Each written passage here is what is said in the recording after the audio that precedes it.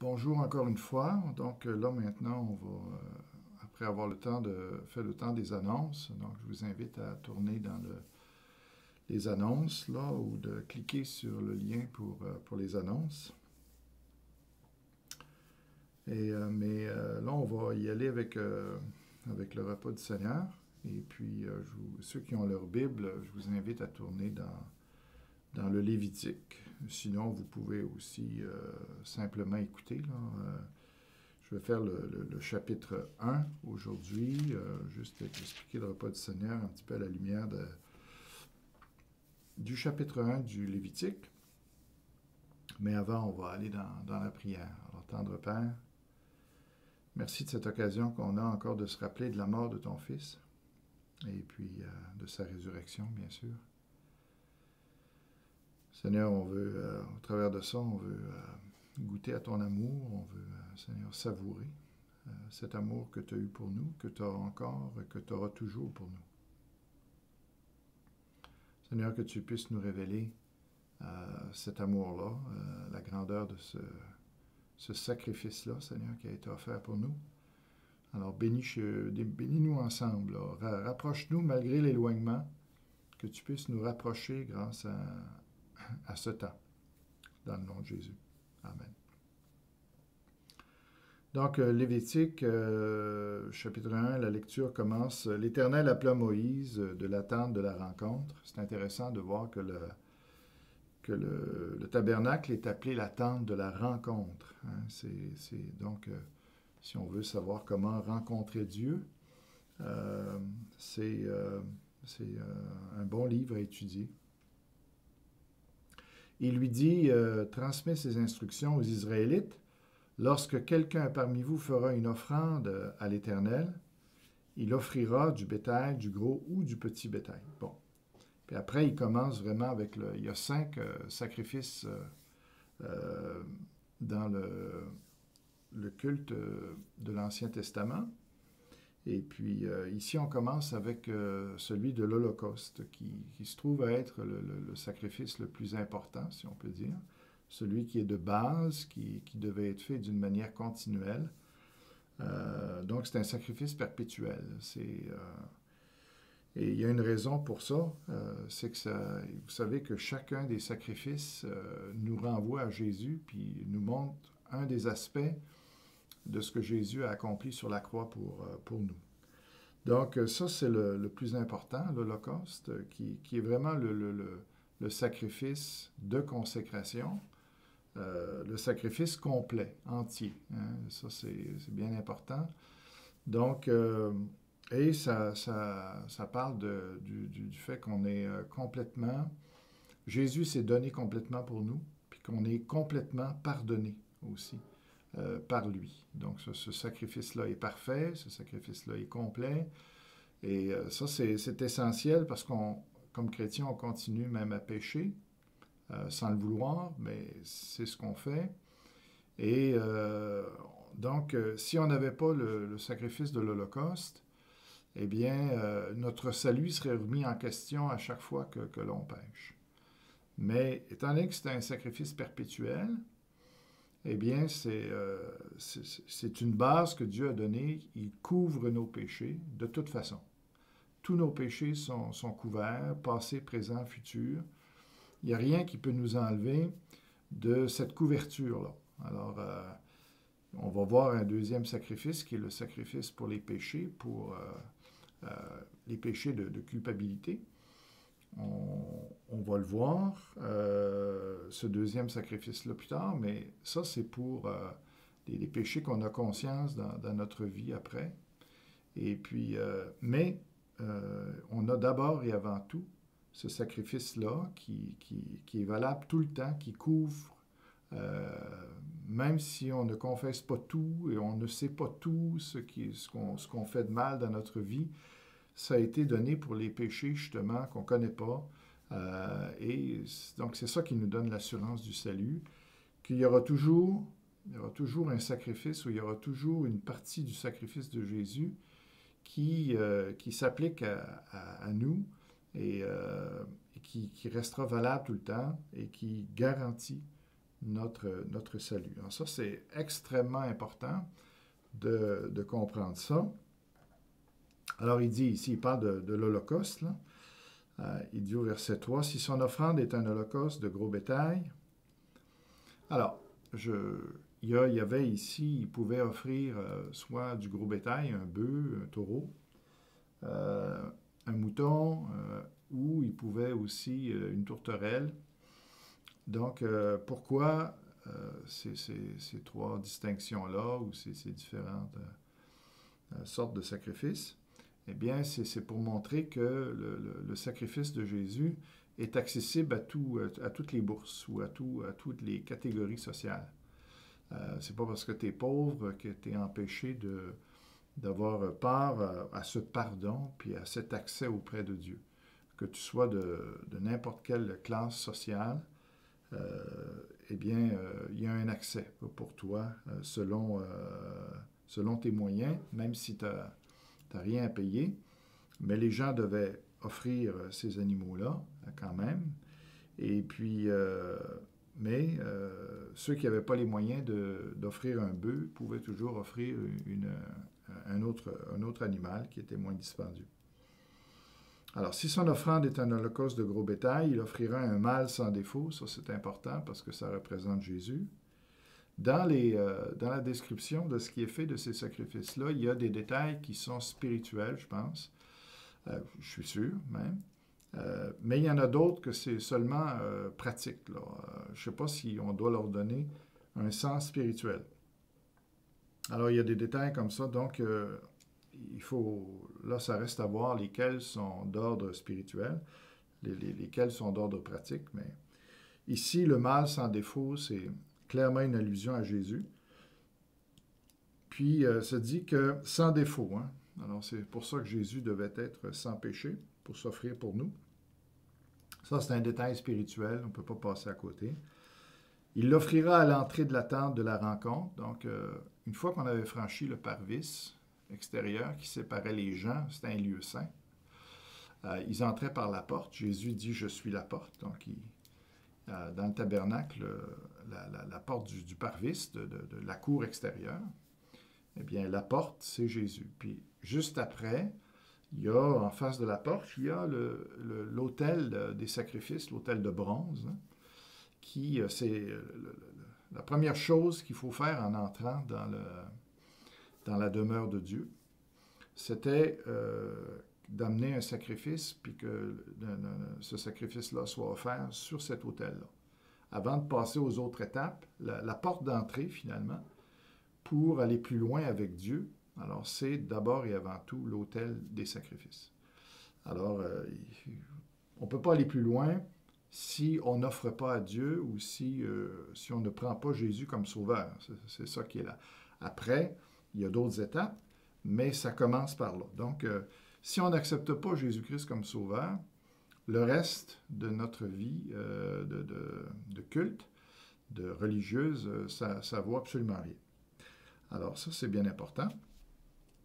Il dit « devant l'Éternel pour obtenir sa faveur ». Alors, le pécheur lui-même, hein, et puis il dit « il posera sa main sur la tête de l'Holocauste qui sera accepté de l'Éternel pour lui servir d'expiation ». Expiation, ça veut dire enlever, ôter les péchés. Donc, celui qui emmenait la bête devait poser les mains sur la tête de l'animal pour faire un transfert de péché. Alors, sa culpabilité, au lieu de la subir lui-même, eh bien, c'était mis sur l'animal qui mourait pour lui. Donc, c'est ce que Jésus a fait pour nous. C'est pour ça que quand on l'accepte comme sauveur, hein, qu'on s'identifie à lui, eh bien, il faut faire un geste aussi d'imposer nos mains à Jésus-Christ, dire, bien, j'accepte que mes péchés te soient transférés pour que tu meurs à ma place. Ça, c'est bien important c'est ce qu'on fait, puis c'est ce qu'on se rappelle avec le repas du Seigneur ce matin, c'est ça. Alors, il posera sa main sur la tête de l'Holocauste qui sera accepté, hein, ça c'est une garantie. Si on fait ça envers Jésus-Christ, eh bien, notre sacrifice va être accepté. On va être accepté auprès de Dieu. Il égorgera le veau devant l'Éternel et les prêtres. les descendants d'Aaron offriront le sang et le verseront sur tout le pourtour de l'autel qui est à l'entrée de la tente de la rencontre. Donc, il semble ici que même c'est celui qui offre le sacrifice, ce n'était pas le prêtre au départ, c'est que la personne devait tuer l'animal. Et puis après ça, le sacrificateur offrait le sang, lui, à Dieu. Je veux dire, voici ce sang-là t'est offert. Et puis, en remplacement du sang de la personne. Mais la personne devait d'abord tuer l'animal. Et donc, il faut être conscient que ce sont nos péchés qui ont envoyé Jésus-Christ à la croix. C'est nous qui tuons qui avons tué Jésus. Chacun individuellement, on doit réaliser ça. Que Jésus est mort pour nous personnellement. On aurait été tout seul, ça n'aurait rien changé. C'est à cause de nous que Jésus est allé sur la croix. C'est nous qui l'égorgeons. C'est triste à dire, mais c'est exactement ça. Il faut que ce sacrifice-là soit personnalisé. C'est important. OK? Alors, après, il dit, puis pourquoi le verser sur tout le tour de l'autel? Bien, l'autel, c'est toute la justice de Dieu. Hein? C'est toute la loi qui est contenue dans l'autel. Puis la loi condamne. Hein? La loi demande, l'autel réclame des sacrifices. On ne fait pas un autel pour pas qu'il y ait de sacrifices dessus. Donc, l'autel réclame des sacrifices. Qu'est-ce qui réclame des sacrifices dans notre vie ou notre mort? C'est la loi. OK? La loi de Dieu qu'on transgresse. Donc, l'autel, lui, représente toute la loi de Dieu qui nous condamne. Okay? Puis le fait que le sacrificateur mettait du sang sur tout le tour de l'autel, c'est pour montrer que le sacrifice de Jésus couvre tous les aspects de la loi qui nous condamnaient. Donc, c'est pour ça ici le symbolisme qui est fait. Alors, après, il dit... il enlèvera la peau de l'Holocauste. Ça, j'ai l'impression que c'est simplement un aspect pratique parce que le sacrificateur gardait la peau pour lui, soit pour s'en faire des vêtements ou quoi. Mais je ne suis pas sûr qu'il y a une représentation spirituelle ici par rapport à ça. Mais peut-être. Et puis, après, il dit, le coupera en morceaux. Ça aussi, je pense que c'est plus un aspect pratique. Parce qu'on ne peut pas mettre un animal complet sur l'autel.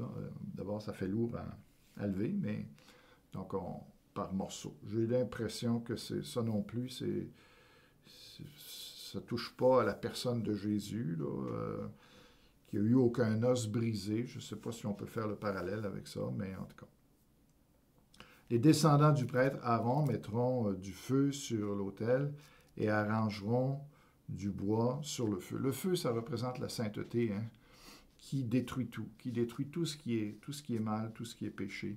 La sainteté de Dieu est représentée tout le temps dans la parole de Dieu par le feu qui nous est appliqué, qui consume nos péchés, tout ça, la sanctification, c'est ça. Les prêtres, les descendants d'Aaron, poseront les morceaux, la tête et la graisse sur le bois en feu placé sur l'autel. J'ai un peu de misère à lire. Il lavera les entrailles et les pattes avec de l'eau. Le prêtre brûlera toute l'offrande sur l'autel. C'est un holocauste, un sacrifice brûlé au feu dont l'odeur est agréable à l'Éternel. C'est ça. Alors, je veux juste commenter ici, je ne peux pas commenter tous les détails non plus, mais pour ne pas être trop long ce matin, je vais terminer sur toute cette idée de l'odeur est agréable. Hein? C'est vraiment... ça représente le sacrifice de Jésus qui nous réconcilie avec Dieu, qui nous rend agréable à Dieu.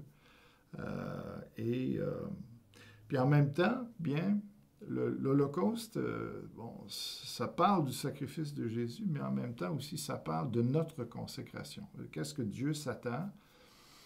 Alors, il s'attend à ce qu'on soit...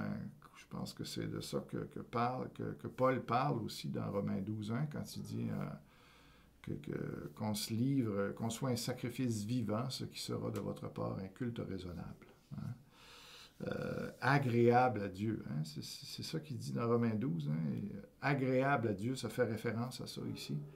C'est que Dieu s'attend de nous à ce qu'on soit entièrement consacré à Dieu. Si on se dit chrétien, si on a accepté Jésus-Christ comme sauveur, il doit être notre Seigneur, puis toute notre vie lui appartient.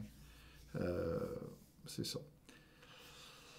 OK. Alors, peut-être l'idée aussi de laver les entrailles de l'animal pour montrer que finalement, il ne reste plus, une fois que le sacrifice est accompli pour nous, bien, il ne reste plus de culpabilité. On est entièrement lavé. C'est ça. Alors, ça peut être l'idée. Bon, voilà pour l'explication un petit peu de ce que représente le repas du Seigneur. Et puis, ça nourrit un peu notre réflexion quand on le prend. Hein, on n'aime pas trop que le repas du Seigneur, ça soit juste quelque chose de mécanique. On veut nourrir ce mémorial-là avec des nouvelles données quand on le célèbre, quand on y pense. Donc, on va le prendre maintenant. Alors, je vais prendre, j'espère que vous vous êtes préparés avec votre morceau de pain. Et puis, donc, on va y aller. Hein, dans la nuit où il fut livré, le Seigneur Jésus prit du pain, le rompit et dit, faites ceci en mémoire de moi toutes les fois que vous en mangez, car toutes les fois que vous mangez ce pain, vous annoncez la mort du Seigneur, hein, jusqu'à ce qu'il vienne. Donc, puis aussi, ça montre qu'il est brisé pour nous.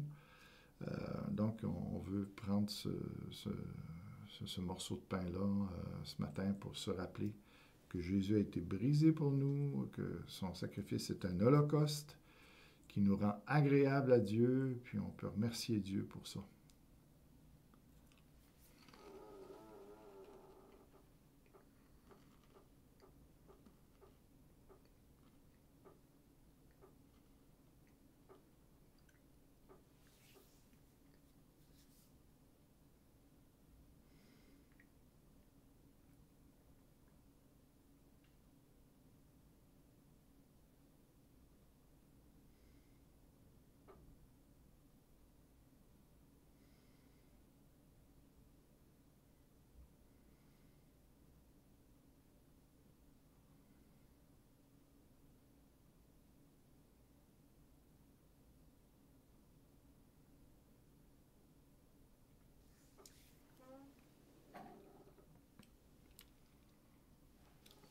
Après avoir soupé, le Seigneur Jésus prit la coupe et dit, cette coupe est la nouvelle alliance en mon sang. Donc, ça représente l'alliance qui est faite pour nous, une alliance de vie éternelle, un contrat entre Dieu et nous et qui est éternel.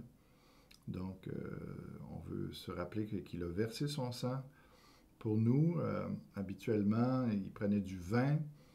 Parce que le vin, c'est un aspect purificateur. Évidemment, la couleur du vin, ça nous rappelle la couleur du sang aussi. Et puis, il y a un goût aussi, c'est un goût fort, hein, le vin, et ça nous rappelle aussi les douleurs de Jésus. Hein, c'est ça. Alors, Seigneur Jésus, faites ceci en mémoire de moi. Donc, nous allons faire ceci en mémoire de lui.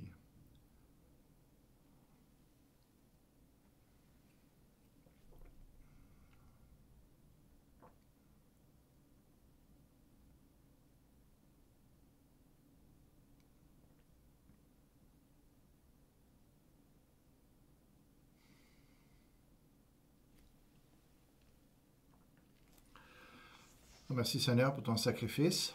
Merci Seigneur pour ton amour. Qu'on puisse le comprendre de plus en plus, Seigneur. La hauteur, la profondeur, la largeur, la longueur de ton amour, Seigneur. Afin qu'on puisse être rempli jusqu'à toute la plénitude de Dieu. Seigneur, ouvre notre intelligence, qu'on apprécie de plus en plus, Seigneur, ce que tu as fait pour nous. dans le nom de Jésus. Amen. Donc voilà pour le repas du Seigneur ce matin. Maintenant, on va passer je vous encourage à cliquer sur le lien du message. Et puis, c'est ça. Et puis, alors, bon message. Que Dieu vous bénisse abondamment aujourd'hui.